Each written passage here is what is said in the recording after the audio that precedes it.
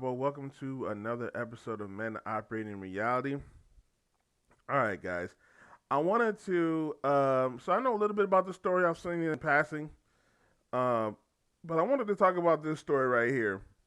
As you can see in the title, it says Alabama prison escape, inmate, jailer were prepared for shootout. Now I'm gonna go into a little bit of detail. They're gonna go a little bit of detail. We're gonna watch the video because this is just recently dropped just a couple hours ago. So we're gonna watch the video, and then we're gonna give our 2 cents about it because the jailer was a woman, and she pretty much got the inmate, uh, got the inmate escape. They were lovers, and as you can see, they were prepared for a shootout. All right, let's watch this video, and then we'll give our 2 cents when we're watching it. See what they say. We'll start this conference quickly here. Before we introduce what had happened over the last 24 hours, I'd like to introduce people who've been involved in this since yesterday, and that's Gabe Guerrero. He's the Great Lakes Task Force Deputy Commander. Southern Indiana U.S. Marshal Dan McClan. Steve Lockyer, our coroner. Chief Billy Bolin, Assistant Chief Phil Smith, and ISP Justin Bean, who's part of our task force. As everybody knows, we're here today because we were seeking out this particular fugitive from Alabama who had been in on a capital murder offense and had been in Evansville for approximately 1 week. We were fortunate to have cooperation from law enforcement from Alabama, Mississippi, our U.S. Marshal Task Force, which is comprised of members of the Sheriff's Office, the Indiana State Police, and the Evansville Police Department, and the U.S. Marshal Service. Because of all the resources, we received a lot of tips. We got some good surveillance videos that showed a pickup truck that had been left at a car wash, and then a subsequent vehicle that they took and escaped in from the car wash, which was a Cadillac. We recently found out that they'd been staying at a hotel down the road here. It used to be a Motel 6, and now I think it's changed names, and they had a 14-day stay there. We were fortunate that during our investigation yesterday, an Evansville police officer who was just doing his good diligence of patrolling and being smart noticed the vehicle in the parking lot of the hotel and notified us immediately. So the task force members got together, they drove down there, set up surveillance on the hotel. Soon thereafter, the two suspects exited the hotel and fled out of the hotel parking lot northbound on US Highway 41, turned in at an industry known as Anchor here in Evansville.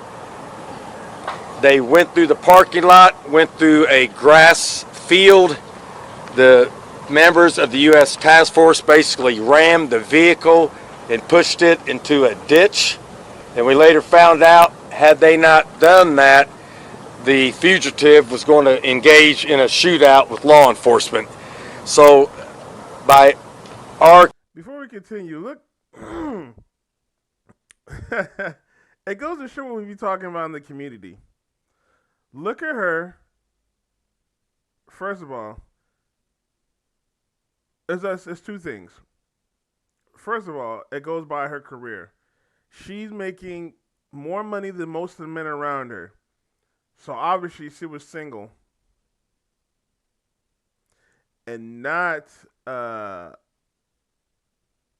didn't have any prospects. She was lonely. Found this guy who was in jail, prison.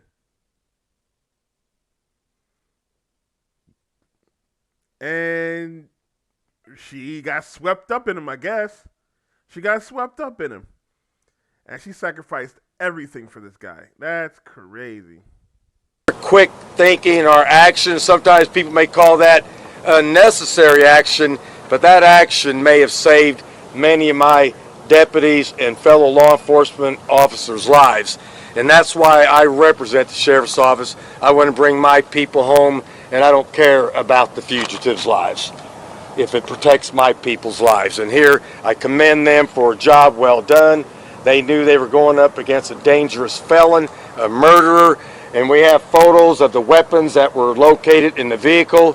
There were at least 4 handguns, semi-automatics, 9 millimeters, and this is known as an AR-15, which shoots a .223 caliber round. So any one of these weapons could have been used to ambush our officers while they were attempting to capture a murder suspect. So I commend them for the quick and aggressive action. It probably saved a lot of chaos by doing quick action there. Once the vehicle crashed, the female suspect shot herself.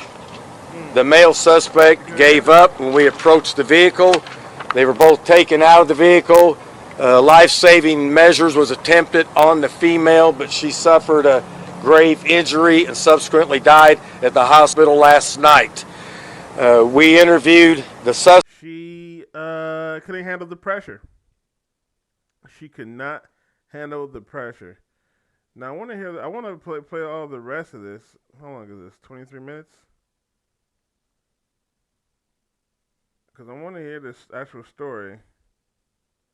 But let's actually look up. We're going to actually look up the story. So that was the fate.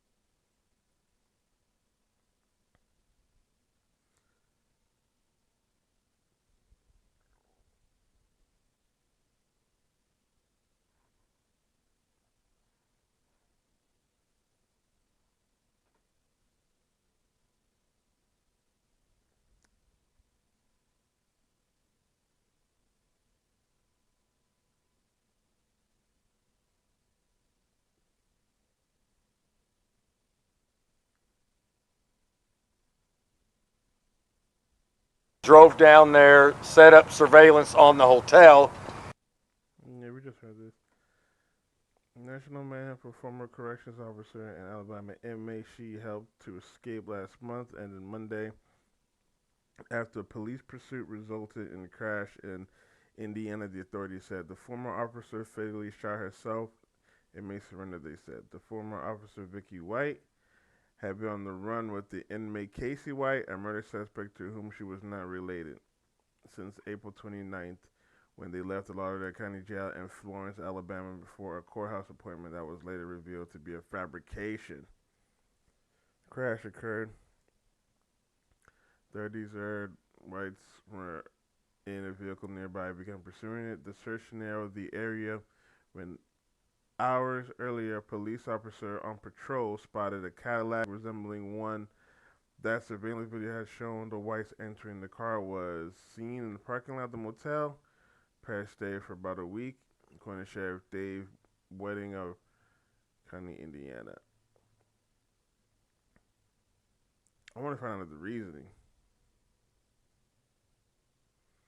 Engage in a shootout. Santa failed, thank God.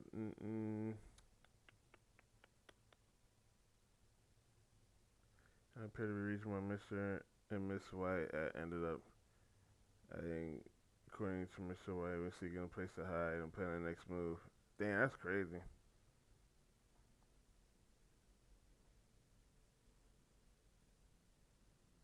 Who was a widow? Sheriff Rick Singleton, Lauderdale County, said he was feeling pretty down after learning that Miss White, who was a widow and had no children, had died.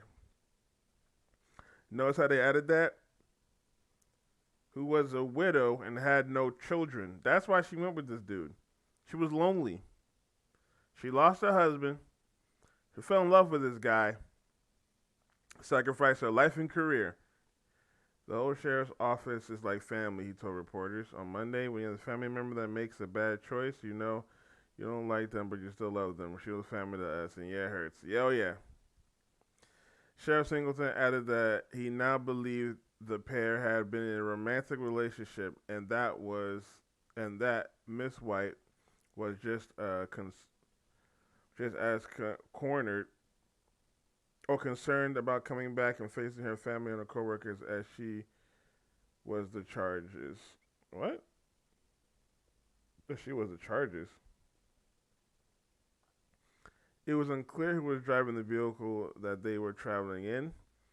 Miss White disappeared with Mr. White in the morning of April 29th after she left the jail under pretext of escorting him to a county courthouse a few blocks away for a mental health evaluation.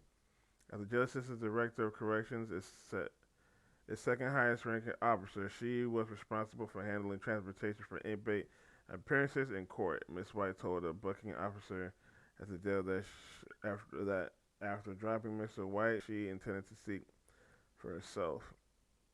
That did not happen. Sheriff Singleton said at the news conference May 1st, the premise for leaving the jail was all bogus, he said. Yeah, so she definitely had a romantic relationship. Because why would she sacrifice her job for a correction agent, for a correction officer, for an inmate? She was not related to this guy. It wasn't like it was her brother or something. It was a romantic relationship. She was lonely. And what's sad is, and the reason why I'm not gonna really go on with more of the story, but we saw the video, we read the story a little bit. The reason why I wanted to do this story is that women, especially when they get older and they don't have any prospects, they can't get that high value man. They end up paying for it. Either the older women will get a younger dude, and they end up paying them, or they end up getting a toxic, terrible man. In her case, she was a widow. She had no children, nobody dating. This guy was charming. They may have a relationship outside, but this guy was charming, and she got him, and she sacrificed her life for him. And unfortunately, this is what happens to women when their standards are too high, or they don't keep up their looks and appearances. They just take whatever. And it ends up bringing chaos. Because look at that. She ended up taking her own life. Chaos. Why would she go with a guy that's in jail for murder? For murder. What was the whole point of that? Sad. Alright, guys. If you enjoyed this video, please like, share, subscribe, hit the notification bell so you know next time I drop. As well as, if you would like to help grow this page monetarily, you can do it by sending money through my Cash App and PayPal. It'd be much appreciated. You guys be safe. I'll talk with y'all soon.